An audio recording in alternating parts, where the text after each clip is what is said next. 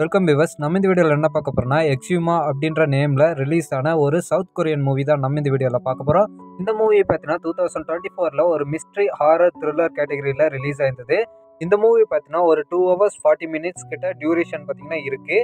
நல்ல ஒரு horror thriller கேட்டகரியில் ரிலீஸ் ஆன ஒரு பெஸ்ட் மூவினே சொல்லலாம். இந்த மூவி பார்த்தீங்கன்னா 2024 சவுத் கொரியாவில் ரிலீஸ் ஆகி நல்ல ஒரு வசூலை எடுத்த மூவினே சொல்லலாம். அதாவது அதிக வசூலை வாரி கூச்சிருக்கு இந்த மூவி. இந்த மூவியோட ஒன்லைன் ஸ்டோரி லைன் எப்படி இருக்குன்னு பார்த்தீங்கன்னா, இந்த மூவியில் பார்த்தீங்கன்னா ஒரு சவுத் கொரியன் ஃபேமிலி ஒன்று இருக்குது. அந்த ஃபேமிலியில் பார்த்தீங்கன்னா கடைசியாக ஒரே ஒரு குழந்தை மட்டும் பிறக்குது.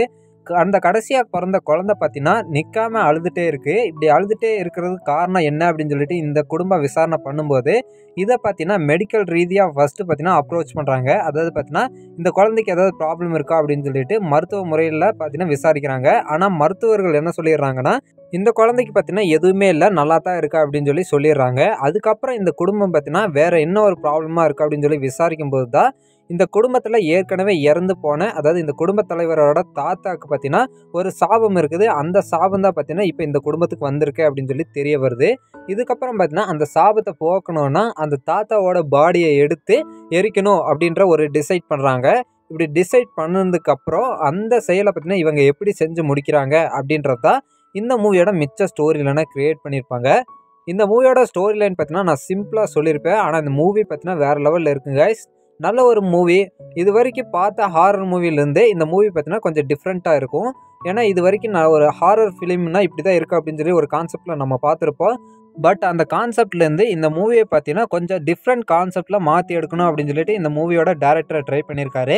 அந்த ட்ரை நல்லா தான் இருக்குது கைஸ். இந்த மூவியில் பார்த்தீங்கன்னா அந்த தாத்தாவோட சமாதி இருக்குது அப்படின்னு சொன்னோம் பார்த்தீங்களா, அந்த சமாதி மட்டுமே பார்த்தீங்கன்னா இந்த நார்த் கொரியன் பார்டர் கிட்ட இருக்கும். அதுவும் தனியாக ஒரே ஒரு சமாதி மட்டும் இருக்கும். இந்த விஷயத்தை கேட்கும்போதே இந்த மூவி எப்படி இருக்குன்னு நீங்கள் டிசைட் பண்ணிடலாம். அதாவது இந்த குடும்பம் மட்டுமே அந்த சமாதியில் இருக்கிற அந்த பாடியை எடுத்து டிஸ்போஸ் பண்ணணும் அப்படின்னு சொல்லிட்டு போகிறாங்க. ஆனால் போன இடத்துல பார்த்தீங்கன்னா அங்கே ஒரு பேட் வைப்ரேஷன் இருக்கிறதா நம்ம ஹீரோ சொல்லுவார். அதாவது இந்த படத்தோட ஹீரோ சொல்லுவார். ஆனால் அதையும் கேட்காம இந்த ஃபேமிலி பார்த்தீங்கன்னா அதை எடுத்து எப்படியாவது டிஸ்போஸ் பண்ணணும் அப்படின்னு சொல்லிட்டு பார்ப்பாங்க. இந்த நிலைமையில் பார்த்தீங்கன்னா அதுக்கப்புறம் வர்ற பிரச்சனைகள் தான் இந்த மூவியோட ஸ்டோரியாக இருக்கும். இந்த மூவியில் பார்த்தீங்கன்னா சடங்குகள்லாம் பண்ணுவாங்க. பட் அந்த சடங்குகள் பண்ணுற சீன்ஸ் எல்லாம் பார்த்தீங்கன்னா வேறு லெவலில் காட்டியிருப்பாங்க நமக்கு.